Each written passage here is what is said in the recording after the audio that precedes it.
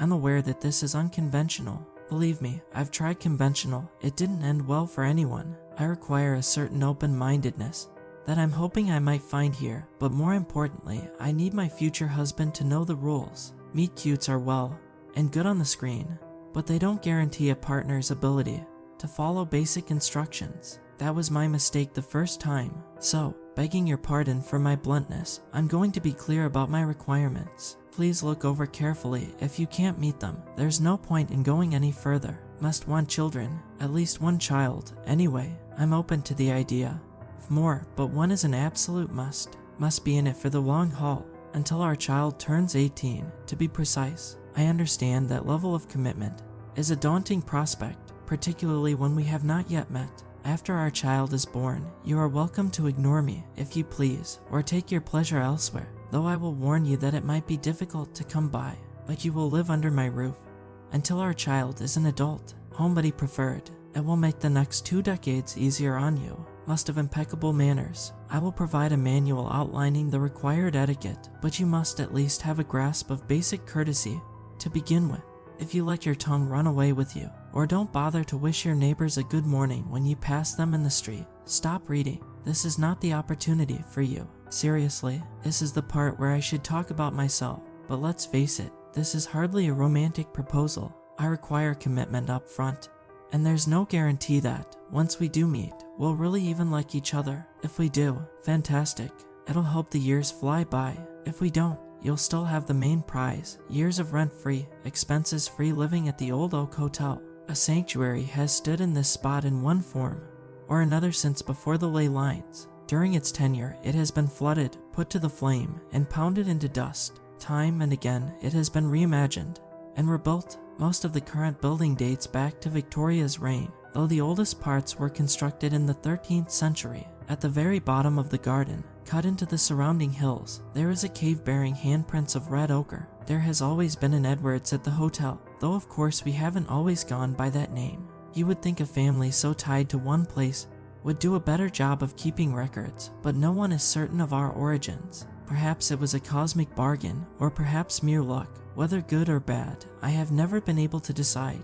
Either way, our presence is required. Throughout our spotty past, there's a story here and there of an Edwards deserting their post, and it always coincides with a particularly brutal period of history. I inherited the position 5 years ago. At midnight on my 18th birthday, my parents took their already packed suitcases and left. I don't blame them for their abandonment. I intend to one day do the same thing to my, or hopefully our, child. They send me postcards and photos from time to time, always smiling on sunny beaches. Money isn't a concern for them. That's part of whatever mysterious deal our ancestors made. When a caretaker leaves in good standing, they will never want for anything again. They could travel the world for the rest of their lives, always sleeping in the softest sheets and dining in the finest restaurants, and never find their pockets empty. Keep this point in mind, for if you can meet my requirements, you will share my good fortune.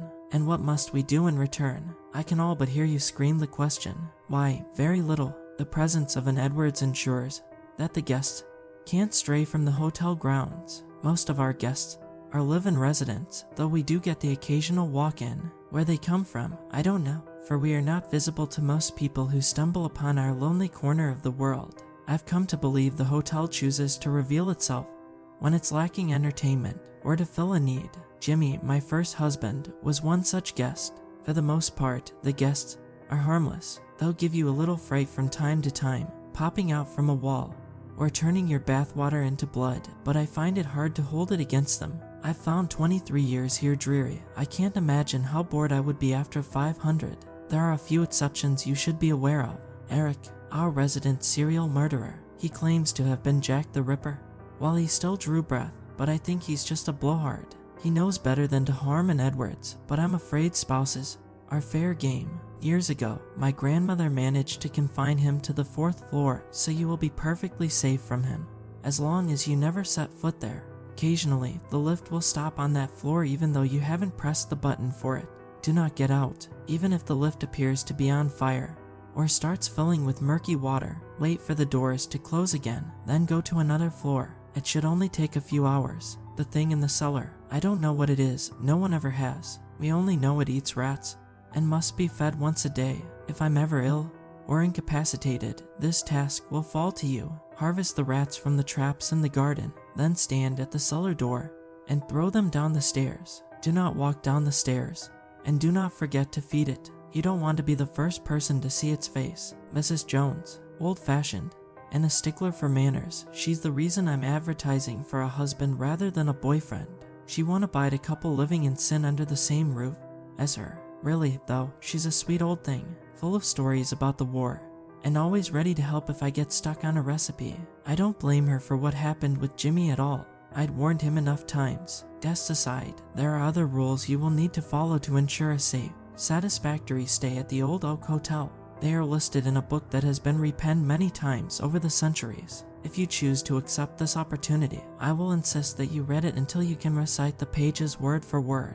However, there are some rules so critical for your survival that I feel compelled to list them here. With the exception of the 4th floor, you are welcome to roam the hotel and its grounds as you please, but you must never set foot outside of our land, not until our child is old enough to fulfill their duties. If I were to do so, it would unleash pandemonium, plague, peril, perhaps another world war. I'm afraid you would be less crucial to the fate of the world, but it would certainly be a personal disaster. Never look in the mirrors in room 33. I've touched this point already, but it bears repeating. Never be rude to Mrs. Jones. Failure to observe. That last rule is what got Jimmy. She doted on him. I think he reminded her of her long-dead son, for she pampered him as if he were one of her own. Each morning, she had breakfast ready for him before I had so much as opened my eyes, and she developed the habit of trailing along after him, complimenting his skill as he oiled rusted hinges or set a crooked picture straight. At first, Jimmy basked in the attention, but by the end of his 2nd month, he was growing bored of Mrs. Jones, me, and the hotel itself. We pride ourselves on our facilities. If you need more activity than a turn around the garden, we have a lovely indoor pool. It freezes over every now and then, but most of the time it's perfectly usable. Our library is unmatched. Although the room is cramped, it has every book imaginable. You only need to think of a particular title, and it will appear on one of the shelves. And now that I've dragged us kicking and screaming into the 21st century, we have a wide array of streaming services. It wasn't enough for Jimmy. He wanted to go out, eat in a restaurant, watch a film in the cinema, see any faces other than the ones he was surrounded by every day. He began having a drink each evening. One drink turned into several, and after a few weeks, the bar became his permanent residence. Between dusk and midnight, he wasn't the only one getting bored. I had been thrilled when he first arrived, ecstatic when he agreed to stay. How marvelous to feel real flesh beneath my fingers after 5 years of only the dead for company. What a relief to have some assistance in the many tasks required to keep the hotel running as it should. The more he drank, the less inclined he was to help or even spend time in my company. He no longer visited my bed, choosing a room for himself on the opposite end of the floor. When our paths did cross, at best he would ignore me. At worst, he would nitpick or outright rail against me, blaming me for his captivity. Still, I made an effort to be present whenever he frequented the bar. As lovely as Mrs. Jones can be, she does have a tendency to nag. Before and after her death, she was close to teetotal, only consenting to take a single sherry at Christmas, and drinking outside of special occasions is something of a bugbear of hers. Think of your health, dear, she would tell Jimmy brusquely. You'll miss it when it's gone. Or, how about we switch to a nice apple juice now? You've had quite enough to drink for one night. Most of the time, Jimmy managed to pull himself together enough to flash a charming smile and distract her with a compliment about her latest meal. But after one drink too many, I'd noticed him gritting his teeth and just barely managing to hold his tongue. It was better if I was present. Playing the doting wife, I insisted on pouring his drinks, watering them down out of his sight. When Mrs. Jones's nagging bordered on relentless, I could always distract her with a game of gin rummy. On his final day, I was running behind. The ghoul on the 2nd floor, usually the least demanding of our guests, had come down with some dreadful illness, or else decided he wanted to inconvenience me. Either way, I had woken that morning to the foulest stench I had ever experienced. I followed it to his room, and found every surface covered in putrid green blank gunge, its consistency somewhere between mucus and vomit. All day I scrubbed, taking only brief breaks to step outside before I fainted. By the time the room was restored to a passable state, and I had filled several bin bags to bursting with filthy rags. It was already deep into the night. Mindful of the time, I paused only long enough to wash the streaks of muck from my arms and face before racing to the bar. I arrived just in time to hear Jimmy's last words. After he spat them at Mrs. Jones, she only stared for a small eternity, her mouth frozen in the motherly smile she wore whenever she scolded him. Then, like melted wax, her face began to shift. I shouted at Jimmy to run, but he didn't need to be told. Before the words left my mouth, he leapt from his bar stool and streaked through the door. Mrs. Jones followed him seconds later. Her lips were already peeling back to reveal rows upon rows of long, wickedly sharp fangs, while claws sprouted from beneath her lace-edged cuffs. I sprinted after them, but Jimmy was fueled by fear, and Mrs. Jones by whatever force propels the Mrs. Joneses of the world. I followed the screeching to the lobby. Breathless, I arrived to see he had arrived within mere feet of the entrance before Mrs. Jones grabbed him. Claws wrapped around his throat, she lifted him into the air. As I watched, her jaw unhinged, the lower part dropping so that it was nearly level with her chest. That sight drove all the sense out of my head. Forgetting every rule my parents had ever drilled into me, I lunged at her. She batted me away as though I weighed no more than a fly. I crashed into the reception desk, the breath bursting from my lungs in a great whoosh. I was certain that I would die, for no amount of effort seemed to force air back into my aching chest. At last, as my vision began to dim, I managed to take a small gulp, then another and another, until I was able to draw myself together enough to regain my feet.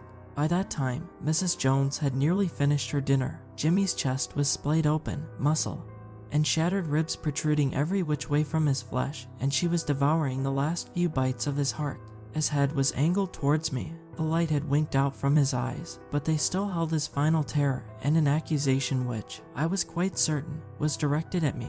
I would like to say I felt only horror, but I couldn't help my sudden jolt of irritation. How many times had I told him to mind his manners? Mrs. Jones gulped, the sound thick and wet in her gullet, and dropped what remained of Jimmy to the floor. Then she turned to me. Here's another rule for you, one which I hope you never have cause to use. Never interfere with a kill. And Mrs. Jones, who used to kiss my grazed knees, who argued with my mother for the right to read me bedtime stories, was no longer at the wheel.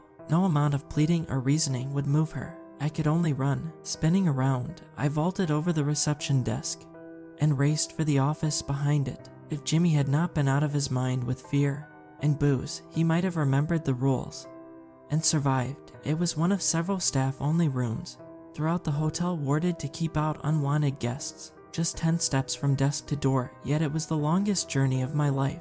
My hard-won breath burned my throat, my heart pounded in my ears, deafening me to all other sounds than Mrs. Jones's heavy, pounding footsteps. Grasping the handle, her hot, copper-tained breath was on my neck. Fire exploded in my flesh as she raked her claws down my back. A step further away, and I wouldn't have made it. The pain would have been too great, but I managed to throw myself into the office and slam the door before crumpling to the ground. Before I passed out, I heard her grunting and shrieking outside, furious that she couldn't get in. 3 days I spent in the office, emerging only to feed the thing in the cellar before scurrying back to my hiding place. Whenever I left, I tried not to look at the mangled heap that used to be Jimmy. There was no avoiding the smell, though. With no small difficulty and the help of a first aid kit, I managed to treat and bandage the wounds on my back. They bled sluggishly all throughout the first day, but thankfully didn't fester. On the morning of the 4th day, there was a tentative knock on the door followed by the sound of rapidly retreating footsteps. I waited until they had disappeared down the corridor before cracking the door open. On the floor was a freshly baked Victoria sponge and a beautifully written note of apology. It took every ounce of courage I possessed, but that evening I forced myself to go to the dining room. Mrs. Jones was waiting for me, her eyes red-rimmed, a steaming cottage pie on the table. I tried not to flinch as she took my hand, reiterating the apology she had already delivered in writing. The next morning, she helped me clean Jimmy up. We treated each other cautiously for a while, but eventually, we got back to playing gin rummy again. When the scars on my back twinge, as they sometimes do, she helps me rub a soothing ointment into them. Even though I've told her it's not necessary, she apologizes every time. So, you've heard my story and you have my proposal. If you think you could be the man for me, I invite you to visit. You will need to drink a cup of ram's blood and light a black candle before bedtime.